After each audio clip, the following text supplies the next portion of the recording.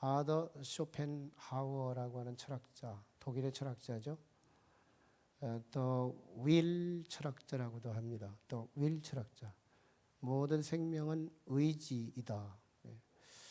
생명체는 의지로 존재한다. 이런 얘기겠죠. 죽음은 의지의 사라짐이고, 우리 인생에서는 의지의 비움이 돌을 닦는 과정이다. 구원받는 과정이다. 또 윌의 철학자 쇼펜하우어, 임마누엘 칸트로부터 영향을 입었던 사람이고, 또 헤겔 철학자와 함께 대등하게 경쟁을 했던 철학자면서, 또 하이데크 같은, 사르트르 같은 사람들이 또 그의 제자로 영향을 입었던 실존 철학계 배우가 됩니다. 이분의 책에서 한 가지 우화를 드는데요. 고슴도치 딜레마라고 하는, 고슴도치 딜레마, 이게 이제 소개돼요. 한겨울입니다. 2마리의 고슴도치가 있는데 너무 추워요. 그래서 야, 너하고 나하고 함께 붙을까? 하고서 가서 부둥켜 안습니다. 근데 웬걸? 아파요. 왜 아프지? 네 가시가 내게 와서 찔렀구나. 떨어지자. 그리고서 이제 떨어져 나오는 거예요. 했더니 조금 있으니까 아유 추워. 네 밍크 코트로 가고 싶다 하고 좀 가까이 갔더니 또 찔리는 거예요. 다시는 이제 가까이 가기도 그렇고 멀리 떨어지기도 그렇고, 가까이 가자니 찔리고 떨어지자니 춥고, 이걸 소위 딜레마다. 소위 사면초가다. 이러지도 못하고 저러지도 못하고. 오늘은 성도가 어떤 존재인지를, 하나님을 믿는 사람은 어떤 사람인지를 말씀을 통해서 한번 풀어보고자 하는 겁니다. 성도는 어떤 존재인지. 성도에게도 좋은 날이 있어요. 성도에게 좋은 날이 있죠. 우리에게도 지난 주간에도 참 그토록 기도했던 기도 제목이 응답이 된 거예요. 포태는 끝나는 날, 바로 전날 응답이 된 거 얼마나 감사해요. 좋은 날이 있어요. 근데 좋은 날은요, 해석하지 않아도 좋아요. 그냥 뭐 이기려고 하지 않아도 그냥 이겨줘요. 좋으니까. 문제는 나쁜 날인 거예요.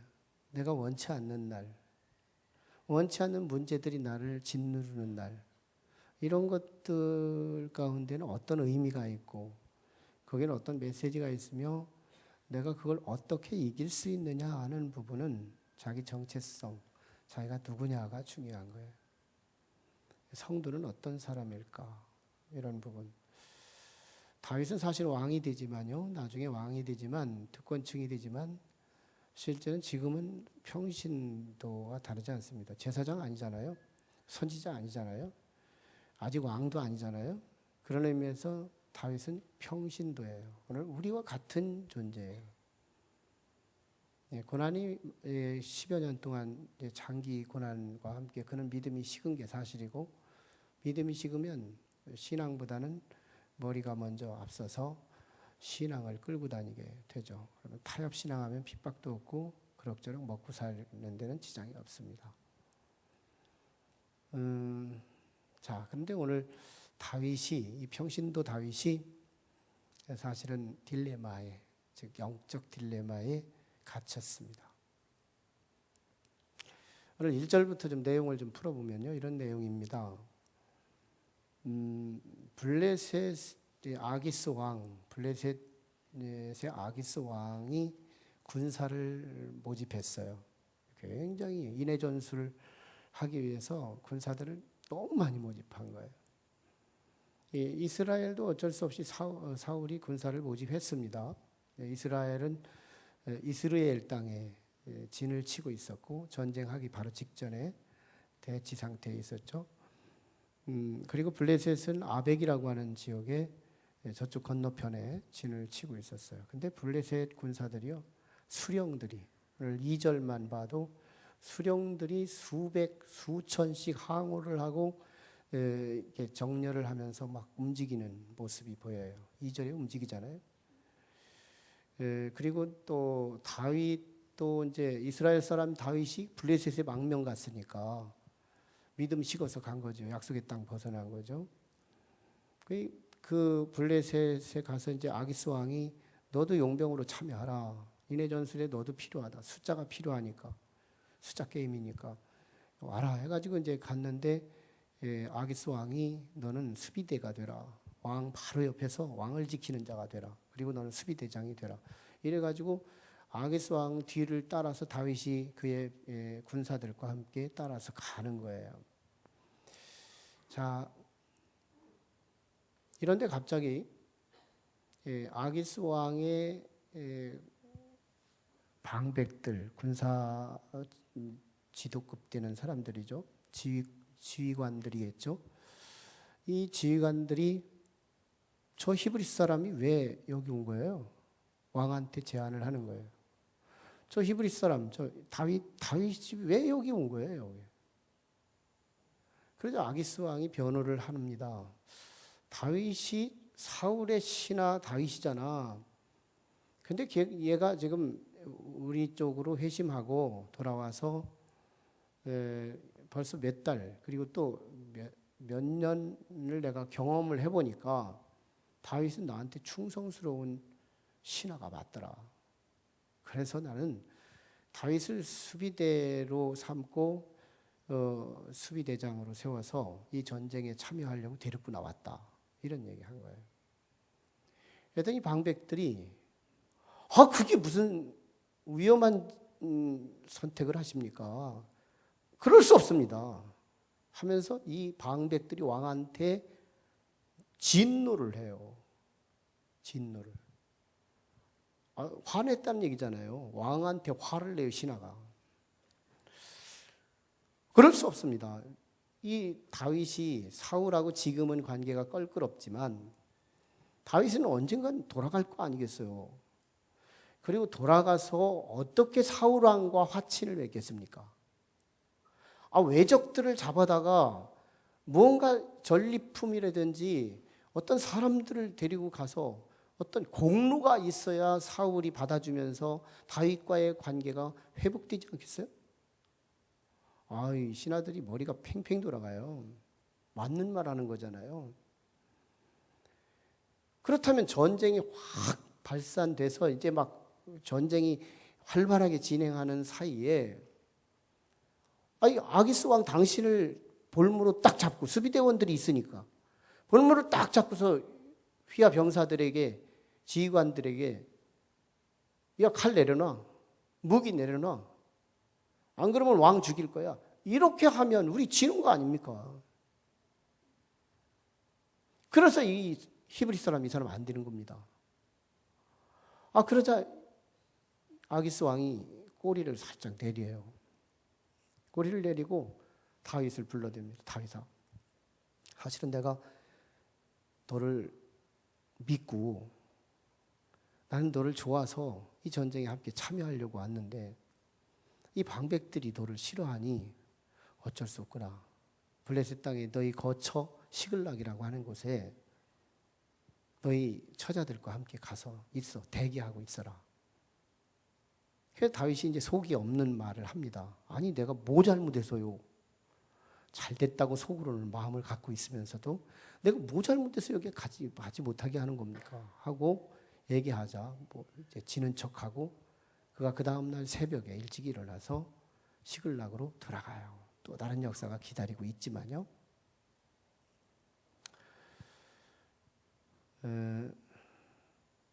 여기서 우리 한 가지 궁금한 게 있어요. 어떻게 아기스 왕은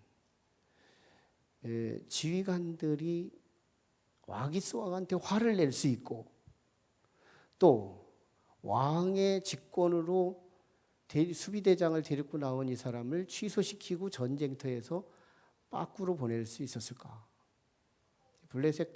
블레셋의 나라의 이 컨텍스트, 정황을 알아야 이제 풀 수 있는 거죠. 사실은 일반적인 여타의 국가들은 중앙 집권 체제를 갖고 있어요. 그래서 왕의 절대권, 절대군주 제도를 갖고 있죠. 그래서 왕명은 곧 법이고 그렇게 굉장히 중엄했는데 블레셋 국가는 5개의 부족들이 모여서 연방 체제를 갖게 됩니다.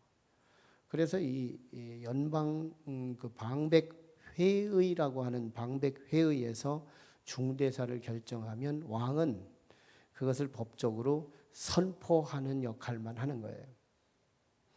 그래서 부족장이 굉장한 파워를 갖고 있는 거죠. 그러니까 부족장이 너는 왕 자격 없어. 또 자기들끼리 또 도모해가지고 하야시키면 떨어질 수도 있는 그런 불안전하기도 하죠. 그렇기 때문에 아기스 왕이 사실은 자기 주관을 펼치지 못합니다. 어쨌거나 어떤 상황이든지 다윗은 거기서 이제 나왔어요. 근데 사실은 만에 하나 나왔으니까 이제 다행이지만 안 나왔다고 친다면 다윗이 지금의 사건은 어떤 상황에 도래한 거냐면 아기스 왕이 지금 끌고 이스라엘과의 전쟁을 하겠다고 뒤로 왔을 때 안 가겠다고도 못하는 거예요. 그렇다고 끌려가도 문제인 거예요. 이럴 수도 없고 저럴 수도 없는 상황에서 어떻게 하나님이 역사하셨는지 이게 오늘 우리가 귀를 열어야 할 부분입니다. 다윗은 2가지 데미지, 즉 위험이 있었어요. 2가지 위험. 하나는 내가 이 전쟁에 참여하겠습니다. 이 전쟁에 참여하고 싶지 않습니다. 참여하겠다고 하면 그래도 잠시 잠깐은 평안이지만 나의 이 전쟁 안 가고 싶은 게 사실이잖아요. 전쟁에 참여하지 않고 싶습니다 라고 말을 한다면 다윗은 2가지를 잃어요. 뭘 잃느냐? 아기스 왕의 보호를 벗어나야 돼요. 지금 블레셋 땅에 들어와서 아기스 왕의 보호를 받아서 하룻밤도 평안하게 잤잖아요. 아기스 왕이 다시는 너 안 도와줍죠. 아기스 왕의 필요에 네가 참여하지 않았기 때문에 아기스 왕이 좀 전쟁에 가자면 가야 되는데 안 가겠다고 하는 순간 아기스 왕의 보호막에서 벗어나는 거예요. 밤잠 사울한테 쫓겨다녔던 다윗의 상처는 이 보호라는 게 그렇게 중요했어요. 또 아기스 왕이 가자는데 저항을 해서 안 갔다면 다윗은 자기의 600여 명이라고 하는 이 자기의 같이 동행자들을 먹여 살리는 일이 버거워요. 지도자의 책임감이 굉장히 중압감이 오죠. 그들이 또 원망하기 시작하면 또 자기 꿈이 깨질 수도 있고 불안하죠. 그래서 안 간다고 하면 2가지를 잃는 거예요. 왕의 보호가 잃고 먹고 사는 문제가 어려워지는 거예요. 그래서 안 가겠다 소리 못해요. 아기스 왕이 가자 하면 가는 거예요. 그냥 끌려가는 거예요. 싫은데도 가는 거예요. 근데 다윗은 가겠다고 하면 또 더 큰 문제가 오는 거예요. 내가 이스라엘 전쟁에 가겠습니다 해가지고 정말 갔다고 치면 더 큰 문제가 오는 거죠. 무슨 문제가 와요? 적군과 함께 합세해서 자기 나라의 이스라엘을 침공해 왔다면 이건 나라 팔아먹는 매국노죠. 동시에 하나님 약속의 땅을 침공해 왔다고 칠 적에 하나님께도 죄고 같은 동족의 형제들을 죽였다고 했을 적에 민족에게도 죄죠. 더군다나 다윗은 왕의 꿈을 이미 의식적으로 갖고 있었는데 왕의 꿈은 이미 날아가는 거죠. 참여하면 더 큰 문제예요. 안 참여한다고 해도 큰일 나는 거예요. 먹고 사는 문제가 있고 보호를 받지 못하고. 이건 꼼짝없는 딜레마인 거예요. 할 게 없어요. 뭐 하지? 내가 뭐 하지? 갈까? 말까? 다윗은 할 게 없어요. 성도가요. 실제는 문제는 산적한데 나로서는 아무것도 할 게 없는 것들이 있어요. 그럴 때가 있어요. 좋을 때는 해석 안 해도 된다니까요. 힘들고 어려울 때 내 손으로는 아무것도 할 게 없는 때가 있어요. 다윗이 그런 거예요. 뭐 할까? 뭐 할까? 처분만 맡기고 있는. 한 번은 아가씨가 버스에서 타고 여행을 하는데 방귀가 마려워요. 그래서 방구를 좀 끼고 싶은데 낄 수가 없고 소리 날까 봐. 그런데 마침 음악이 나와요. 베토벤의 운명곡. 꽝, 꽝, 꽝 하면서 울리는 거예요. 그래서 저거 찬스다. 저 찬스에 내가 지금 너무 스트레스가 큰데 껴야지 하고서 그걸 꽝꽝꽝 할 때 아가씨가 방귀를 빵빵빵 꼈어요. 그러자 사람들이 막 웃어대는 거예요. 도대체 내가 지금 멋진 드라마를 만드는 건데 이게 뭐고 잘못됐나 하고서 이게 돌아보니까 자기 귀에서 나오는 이어폰에서 나오는 음악이었어.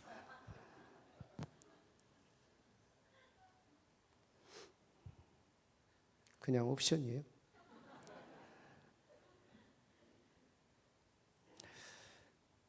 출애굽기 14장에 보면 이스라엘 백성들이 모세와 함께 노예 생활 430년 생활을 하다가 하나님의 은총으로 노예 생활에서 출애굽을 해요. 이 10가지 재앙의 하나님의 열심과 바로 왕과의 싸움에서 바로 왕이 항복을 하고 이스라엘 백성들을 해방 놔줍니다. 그래서 이제 출애굽을 해서 에집트는 떠났는데 홍해 앞에 쓴 거예요.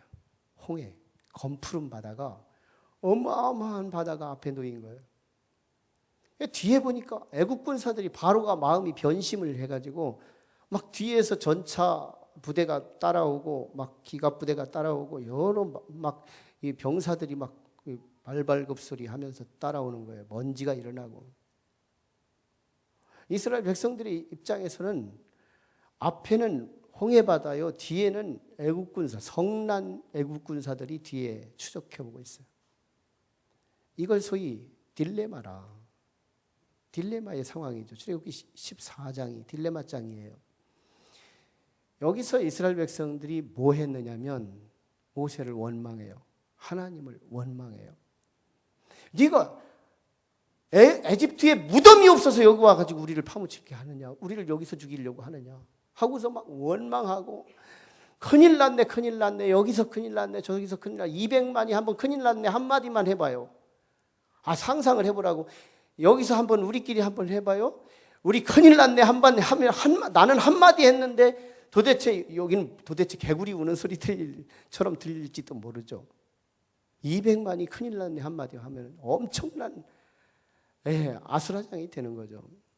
그때 모세가 지팡이를 들면서 외칩니다. 출애굽기 14장 13절에서 너희는 두려워하지 말고 가만히 서서 여호와께서 오늘 너희를 위하여 행하실 구원을 보라. 이렇게 외치는 거예요. 다시 말하면 모세는 뭐예요? 가만히 있으라 이거예요. 가만히 있으라. 너희들이 무슨 해법이 있다고. 성도가 가만히 있어야 할 때가 있다는 거예요. 하나님의 역사를 기다려볼 때가 있다는 거예요. 가장 극한 상황이 도래하면 일단 움직이지 말자는 거예요. 일단 말부터 하지 말자는 거예요. 내 이 말이 예언성이 있어서 자꾸 부정하면 부정된 대로 이루어질 수 있다는 거예요. 우리는 큰일 난다고 한 사람들의 출애굽의 1세대들은 다 큰일 났어요. 정말. 그래도 우리는 갈 수 있다고 한 사람들의 출애굽의 2세대들은 다 가나안 땅에 갔어요. 이게 10명의 정탐꾼 역사 속에서 나타난 희비의 갈라짐 속의 복음이었잖아요. 정말 우리의 입이 문제인 거예요. 우리가 너무너무 성급하게 움직임이 문제인 거예요. 때로는 이쪽도 안 되고 저쪽도 안 되고 이것도 할 수 없고 저것도 할 수 없을 그때가 오거든. 일단 가만히 있어라. 그리고 한 가지 더 한 수 더 놓는다면 아버지. 기도 소리가 분절음으로 확실하게 나올 기도 제목이 없거든. 아버지만이라도 불러보라는 거예요. 아버지, 나 좀 불쌍히 여겨주시옵소서. 여러분, 성도가 아무것도 할 게 없을 때가 있어요. 울어도 안 되고 힘써도 안 되고 참아도 안 되고 오직 믿어야만 되는 때가 있어요. 하나님이 해야 될 때가 있어요. 하나님이 해야 될 때가 있다니까요. 우리 이거를 간과하면 안 되는 거예요. 그러면요, 정말이에요. 정말 하나님께서 뜻하지 않은 일을 일으키신다. 끝내 하나님께 생각의 뿌리를 연결하라. 하나님께서 하실 일이 뭘까? 그리고 기도 화려하게 할 거 없어요.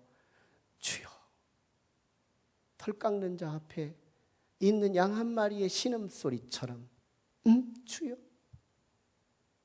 이 한마디라도 주님 앞에 딜레마 속에서 외치며 하나님이 하시는 일을 기대해 보라는 거예요. 이상한 일이 벌어져요. 다윗에게 이상한 일이 벌어집니다. 갑작스럽게 아기스 왕의 신하들이, 다윗은 나쁜 놈이에요. 다윗과 함께 가면 안 돼요. 다윗을 반대하는 사람들이 생겨났다는 거예요. 다윗과 같이 가면 우리 데미지가 커요. 이 전쟁은 너무 위험한 거예요. 다윗은 적장의 하나잖아요. 다윗은 나쁜 사람이에요. 우리의 아군이 될 수 없어요. 다시 말하면 나를 반대하는 사람을 통해서 우리는 하나님의 구원을 예단할 때가 있어요. 나의 아군을 통해서, 나를 칭찬하는 사람을 통해서, 나에게 호감을 갖는 사람들을 통해서, 나에게 친구를 통해서, 내 아버지를 통해서, 내 자식을 통해서, 나하고 우방적 관계를 가진 사람들을 통해서 나를 구원하실 거야? 아니에요. 나를 욕하는 사람을 통해서, 나를 비난하는 사람을 통해서 우리의 하나님의 구원의 방법을 예단하면 언제나 그 밖의 것을 가지고 선택해 오세요. 하나님의 풍부하심을 우리에게 교훈하시기 위해서. 이상하죠? 다윗을 비판하는 사람, 다윗을 공격하는 사람, 다윗을 싫다고 하는 사람, 이 아기스 왕의 방백들을 통해서 다윗은 구원받았다는 거예요. 여러분, 그래서 우리 성도는 가장 막바지에 가면 하나님께서 치명적으로 어려움을 당한 자리에서 건져내시는 신분이에요. 그래서 고린도 후서 4장 8절로 10절에 보면 우리가 사방으로 우겨쌈을 당할지라도 쌓이지 아니하며 답답한 일을 당할지라도 낙심하지 아니하고, 우리가 박해를 받아도 버림받지 아니하고 거꾸로뜨림을 당하여도 망하지 아니하며, 예수의 죽음을 우리 몸에 짊어짐은 또한 예수의 생명도 우리 몸에 나타나게 하려 함이라. 여러분, 하나님께서 우리에게 사방으로 우겨쌈을 당하는 것을 아신대요. 그리고 그런 것을 허락할 때가 있대요. 그래도 우리는 쌓이지 않고, 왜? 하나님이 풀어낼 거니까. 우리는 박해를 받아도 버림받지 않고요, 답답한 일을 당해도 낙심하지 않고요, 뒤집어도 망하지 않는데요. 우리는 그런 존재예요. 내가 누군지는 알고 살아야지. 내가 누군지는 알아야지. 성도는 그런 거예요. 하나님만 벗어나지 마세요. 예수님만 벗어나지 마세요. 여러분 그런 운명을 갖고 있는 거예요. 그런 운명을 갖고 있어요. 로마서 8장 28절에는 우리가 알거니와 하나님의 사랑하는 자 곧 그의 뜻대로 부르심을 입은 자들에게는 모든 것이 합력하여 선을 이루느니라. 주물주물하는 거예요. 좋은 거, 나쁜 거, 원하는 거, 원치 않는 거. 이거 하나님의 손에 붙들기면 선한 구원으로 좋은 것으로 바꿔주신다는 거예요. 데살로니가 전서 5장 18절에는 우리 보고 범사에 감사하래요. 범사에 감사하라는 거예요. 좋은 일도 감사하고 나쁜 일도 감사하고 심지어는 박해를 받으면 즐거워하고 기뻐하라고 말하고 있어요. 우리가 누군데요? 하나님의 자식이거든요. 하나님의 자식이에요. 자기의 존재가 누군지를 알아야 우리는 행복할 수 있어요. 나는 많은 사람들 중에 하나야.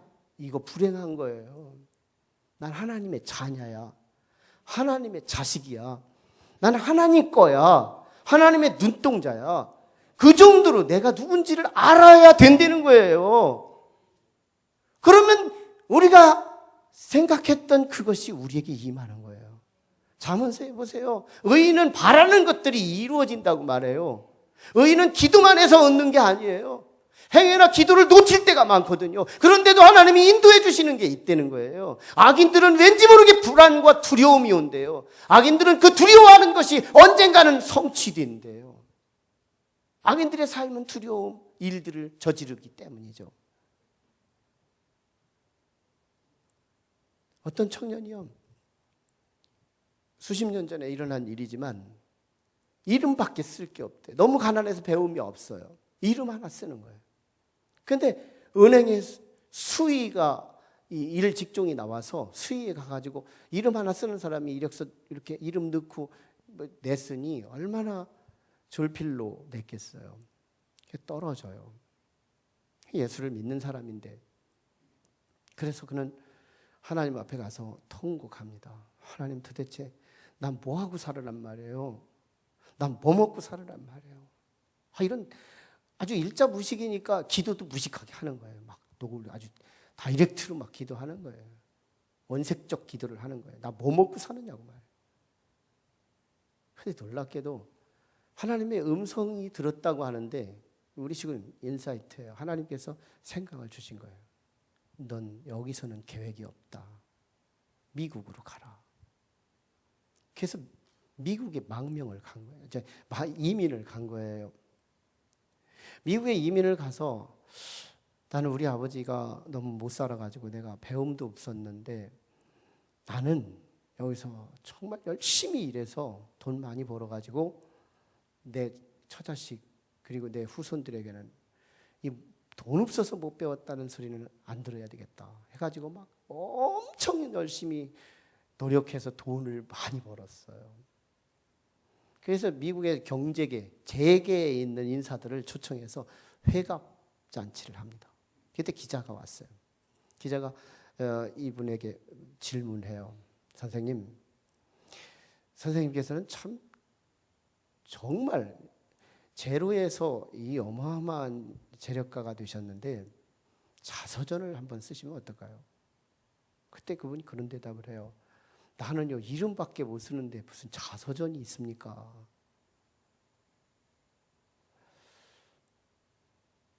그래서 그러면 기자가 이렇게 반문하는 거예요.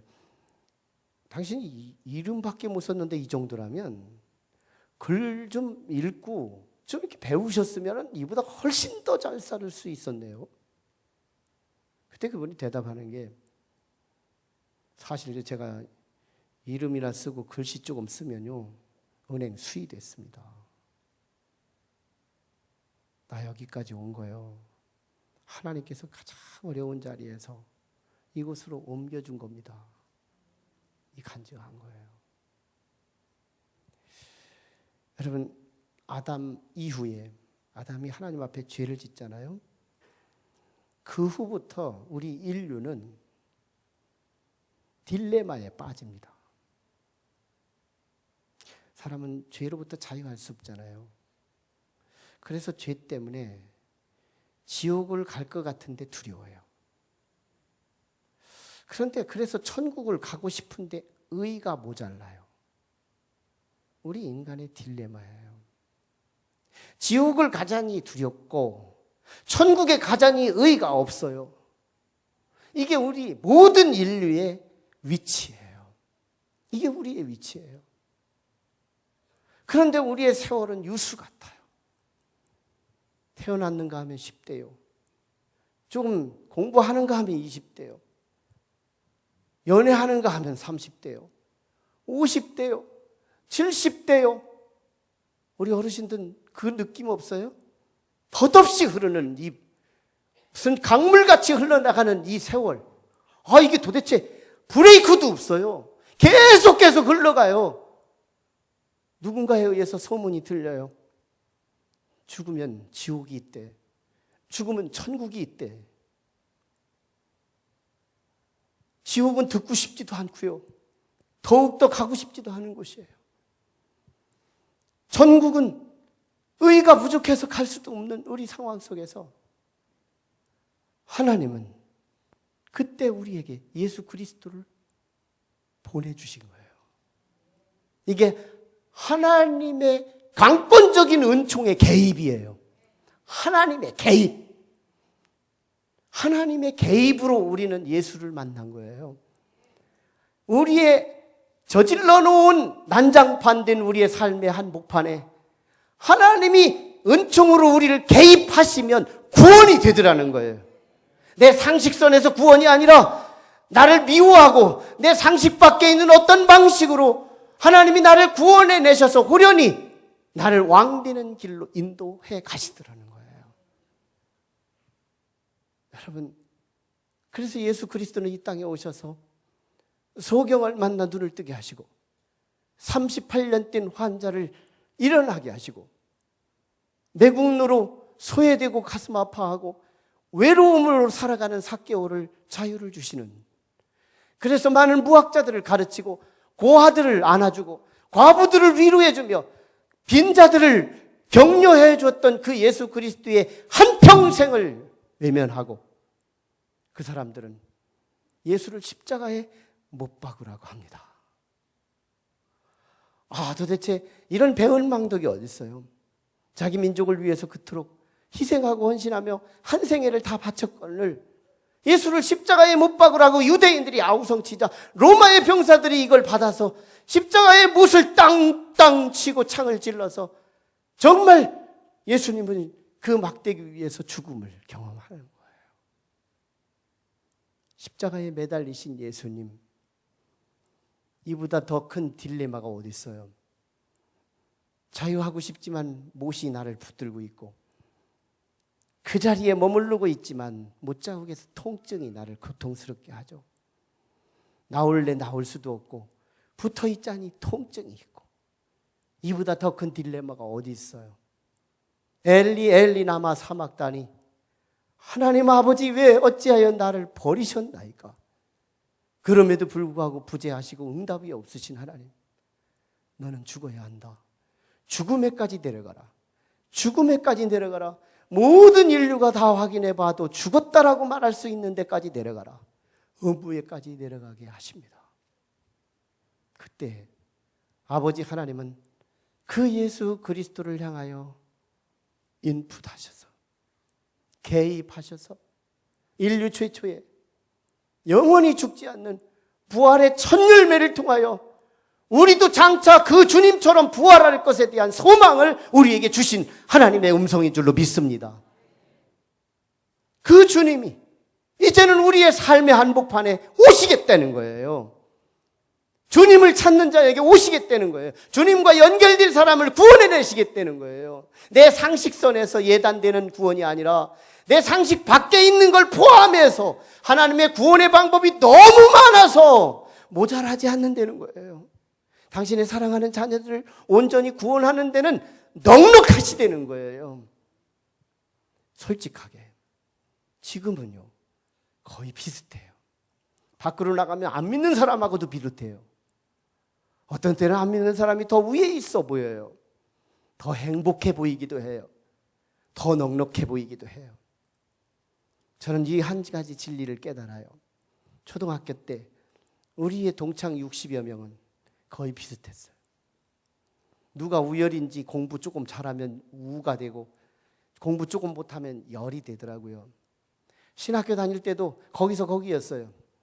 거의 나이도 비슷비슷하고 그냥 보였어요. 경제 수위 비슷하고 그에게 재력 수위 비슷하고 어떤 스펙 수위 비슷하고 비슷한 사람들끼리 모인 거예요.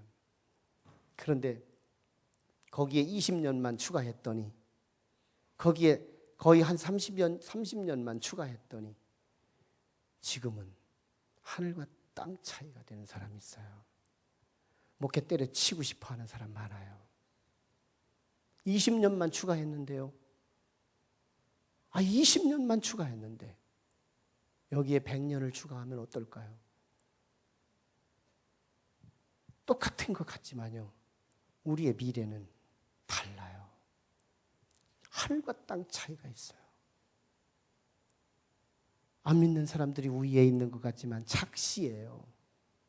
정시했으면 좋겠어요. 우리는 결론이 좋아요. 우린 결론이 좋아요. 다윗 보세요. 결론이 좋잖아요.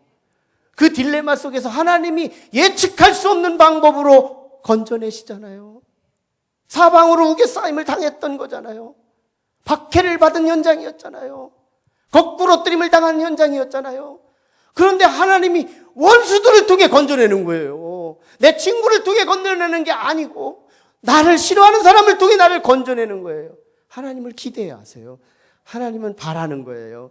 하나님은 기대하는 거예요. 하나님은 좋으신 분이세요. 여러분의 하나님이세요. 여러분 한 사람 한 사람을 눈동자로 여기신다니까요. 오죽했으면 당신이 하나밖에 없는 아들을 저 십자가에 매달아서 우리가 흘릴 피를 대신 흘리시고 우리가 고통당할 걸 대신 고통당하시고 우리가 죽을 걸 대신 죽어주시기까지 사랑하시던가요. 우리의 미래를 위해서 우리의 팔자는 고쳐진 거예요.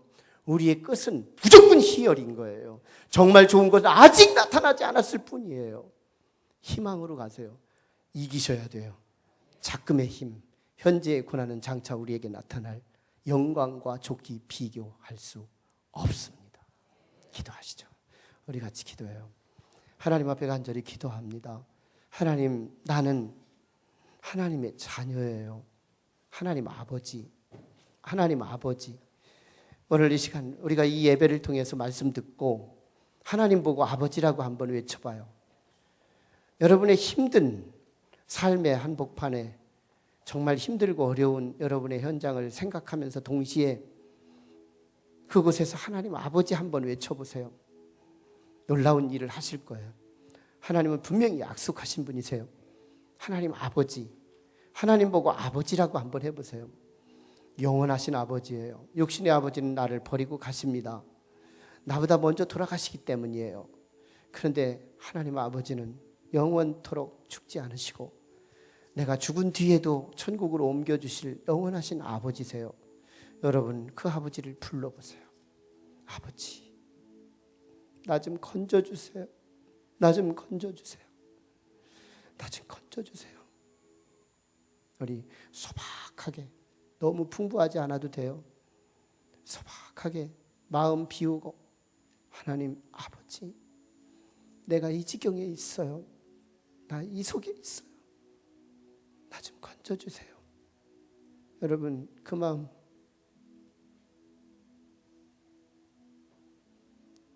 마음 가지고 이 시간 하나님 앞에 아버지라고 부르고 한번 여러분의 문제를 아버지께 올리기 원합니다. 하나님 아버지, 오늘 우리를 힘들게 하는 문제가 있어요. 내 손이 닿을 수 없는 것, 도저히 할 수 없는 게 있어요. 불쌍히 여겨주세요. 불쌍히 여겨주세요.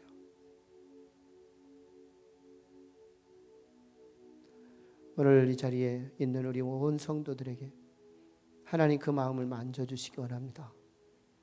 정말 주의 종이 비약 복음을 전하지 않기 원합니다.